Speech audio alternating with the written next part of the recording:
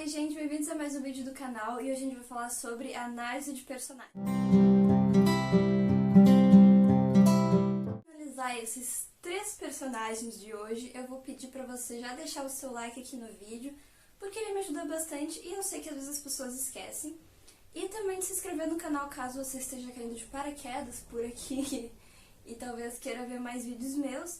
E também ativar o sininho das notificações, porque assim você fica sabendo sempre quando tem vídeo novo. Então, eu vou falar hoje sobre os personagens do livro A Mulher Faminta, do Thiago Germano. Pra quem não sabe, eu já falei desse livro aqui. Vou deixar inclusive o vídeo aqui em cima do card, que eu falei numa indicação de livro junto com outros livros brasileiros, contemporâneos. E foi um livro que ele me impactou muito, porque ele tem bastante simbolismo e bastante metáforas, né, pra falar de outros assuntos. E ele fala de um assunto bem... que é a questão do término, sabe? O término de um relacionamento às vezes pode ser uma coisa... desculpa. Uma coisa pacífica, às vezes, né? Porque acabou, segue a vida, chora um pouco e pá. Mas às vezes pode ser uma coisa que as pessoas não superam muito bem. E existem algumas dores que as pessoas às vezes precisam resolver sozinhas antes de se relacionar com outra pessoa.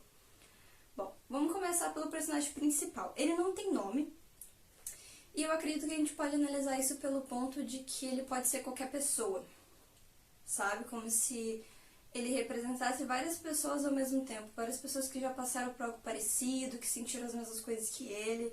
Eu, pelo menos, tenho essa sensação. Talvez não seja nem a ideia do autor, ele pode não ter querido mesmo, porque, ai, não tô com um saco, não vai ter. Mas é uma análise que eu fiz. Nossa, desculpa, tá ruim aqui o negócio. Mas ele é um jornalista e ele não gosta muito do trabalho dele. Se não me engano, ele trabalha na parte dos óbitos, tipo, ele põe assim no jornal quem morreu. Que não é ótimo, mas uma explicação sucinta é isso. Só que ele não gosta muito do emprego, nem da posição que ele tá, porque ele queria muito ser escritor. Só que ele nunca foi pra frente com isso, ele nunca mais escreveu nada. Então ele tá meio que empacado na vida.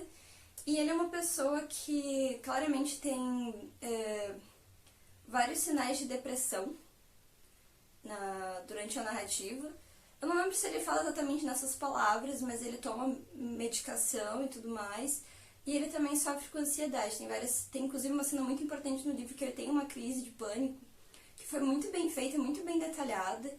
Inclusive eu até fiquei meio agoniada por ele, porque eu consegui, sabe, me botar no lugar, porque eu também sou uma pessoa que sofre com ansiedade. Então eu acho que foi uma cena muito bem construída, sabe? Porque às vezes as pessoas falam de ansiedade, mas não sabem muito bem como retratar.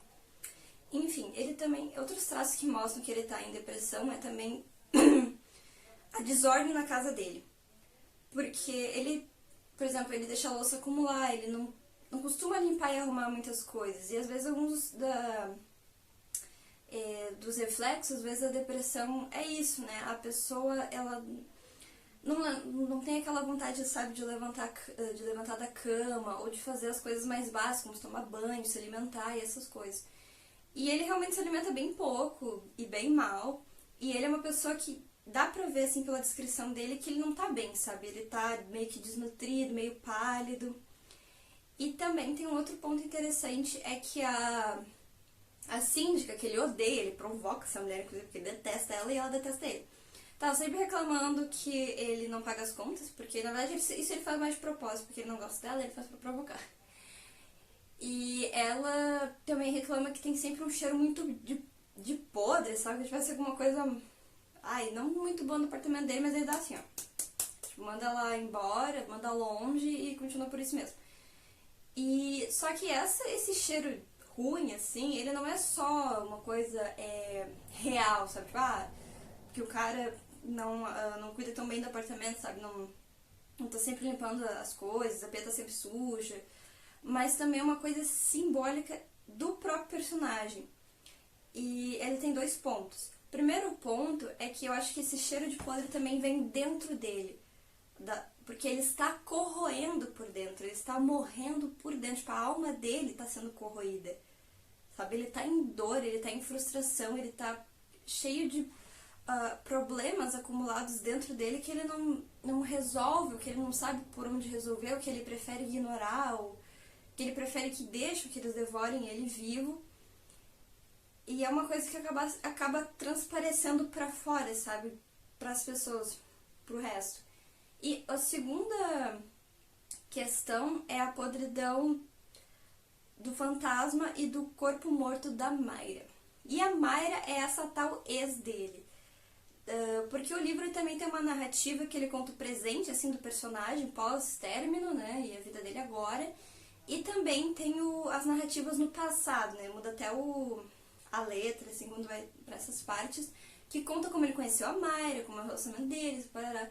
E desde o início a gente consegue ver que a Mayra tinha todas as bandeiras vermelhas, que não era uma pessoa, assim, que ele deveria estar se relacionando, sabe? Não era um relacionamento muito saudável. Inclusive o termo deles foi bem... Não foi uma coisa muito legal também, sabe? Ela não foi uma pessoa muito gentil nesse ponto. Como ele o jeito que ele descobriu que ela queria terminar com ele era... Assim, eu não vou nem contar porque pra não dar tanto spoiler. Mas enfim. Só que a Mayra, ela seguiu em frente, sabe? Ela tá vivendo a vida dela. Pode ser uma pessoa horrível ainda, mas ela tá vivendo a vida dela com outras pessoas, seguiu em frente, não tá nem aí pra ele.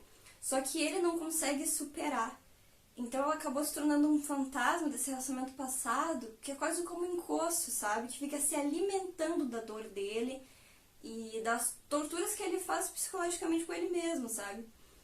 Ele tá sempre pensando na Mayra, pensando não sei o que é da Mayra, então esses pensamentos eles vão criando, de certa forma, a figura desse espírito, desse encosto. E também dá pra já entender no título do livro, né? Mulher faminta.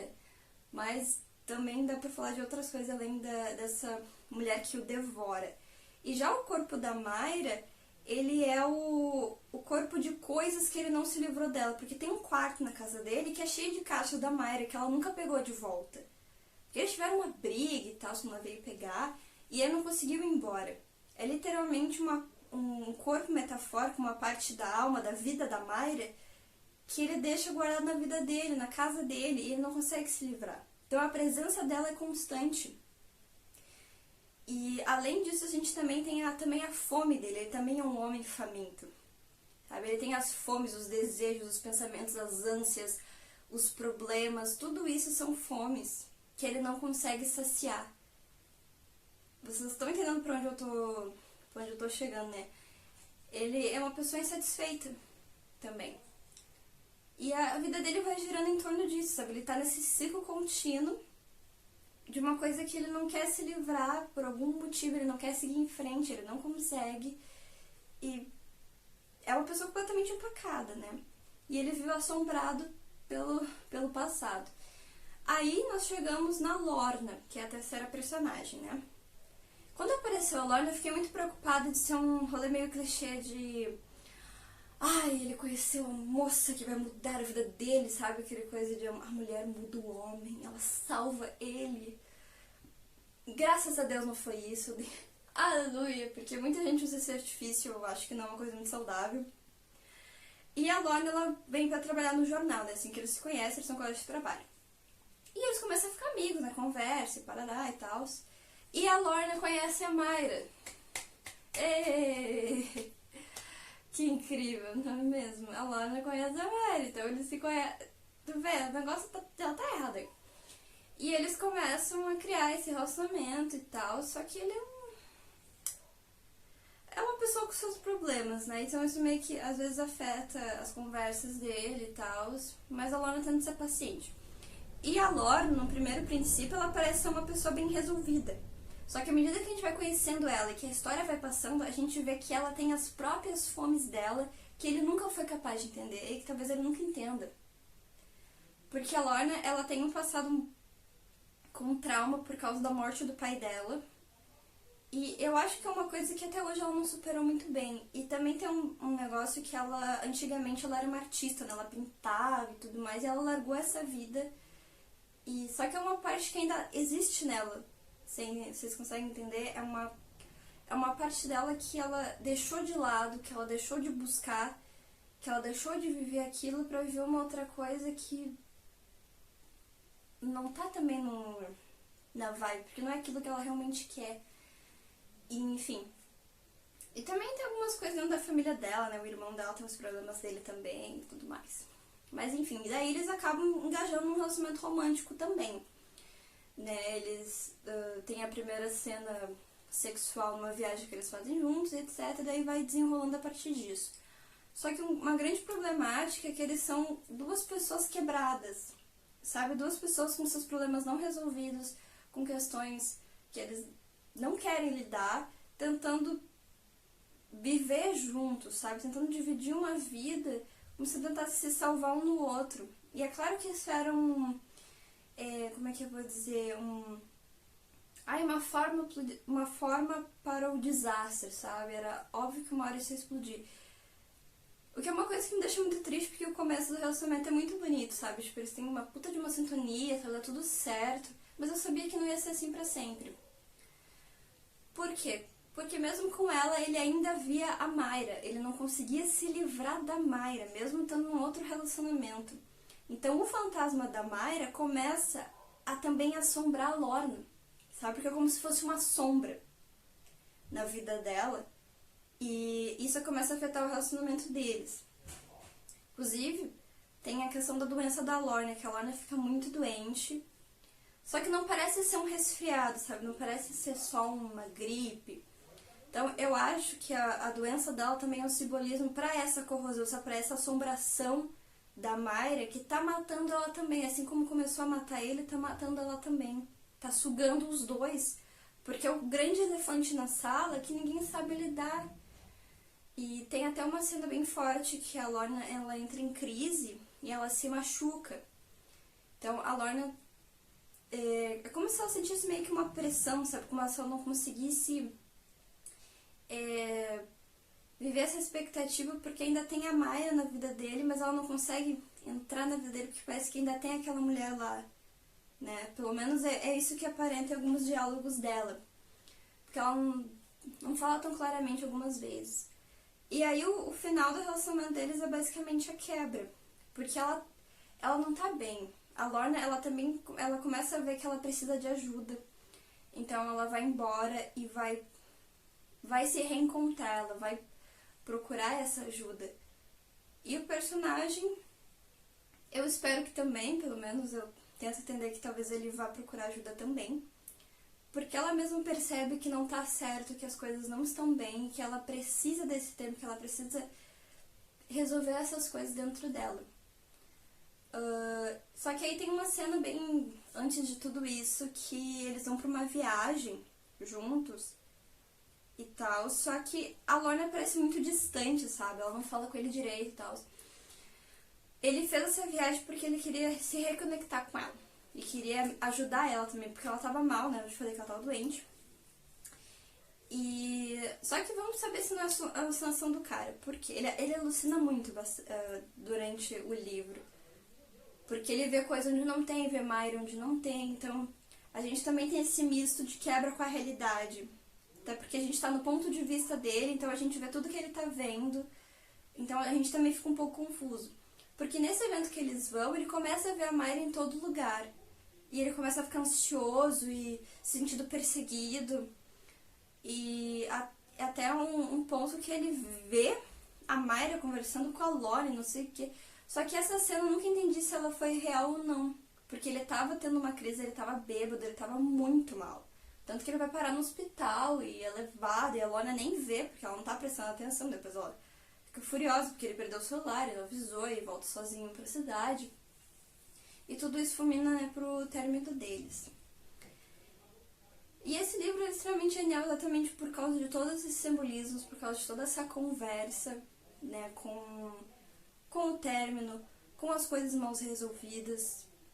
Porque é aquilo, quando uma coisa termina, a gente precisa seguir em frente, a gente precisa deixar o passado no passado e ver um futuro. Porque se você continuar remando essas coisas, você vai ficar assombrado pelo nada, sabe? E a tua vida não vai andar pra frente, você só vai correr até, sei lá, você explodir, sabe? E é uma coisa que acontece com as pessoas de verdade. Às vezes nem por causa de um término de um relacionamento, alguma coisa aconteceu que foi muito impactante pra vida dessa pessoa e ela não consegue tirar isso da cabeça. E é aquilo, eu espero realmente que os personagens, eles procurem, né, a terapia, que eles procurem resolver essas questões e enfrentar de frente os seus problemas, porque não adianta enfiar pra baixo do tapete ou guardando num quarto trancado cheio de caixas, que não vai resolver as coisas. E o fato dele pregar esse assunto e desmembrar dessa maneira é simplesmente genial. E eu fiquei muito apegada à narrativa, a esse desfecho, a tudo. É um livro muito bom. Ele no começo é bem lento, porque a gente tá seguindo um pouquinho do personagem, só que à medida que ele engaja assim na história do homem, no encontro com a Lorne, na vida com a Mayra, tu não consegue parar de ler, porque tu precisa entender todas as nuances. E eu acho que se eu ler de novo, eu vou encontrar ainda mais simbolismos e mais metáforas e mais ideias escondidas que eu não tinha percebido antes. E eu acho que isso é o mais louco, sabe? Da literatura e de alguns livros.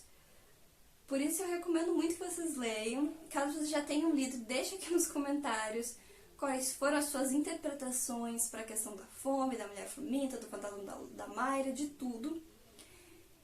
E eu espero que vocês tenham gostado desse vídeo, dessa análise. Eu espero que o autor, que foi meu professor na PUC, também tenha gostado dessa minha pequena teoria, de certa forma, sobre os personagens.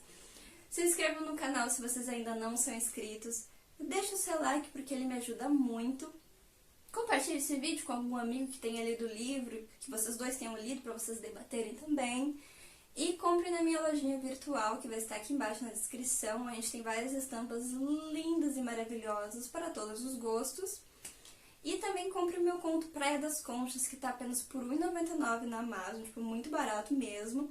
E também não esqueça de deixar sua avaliação depois da leitura, porque também me ajuda bastante. Um beijo, a gente se vê na próxima.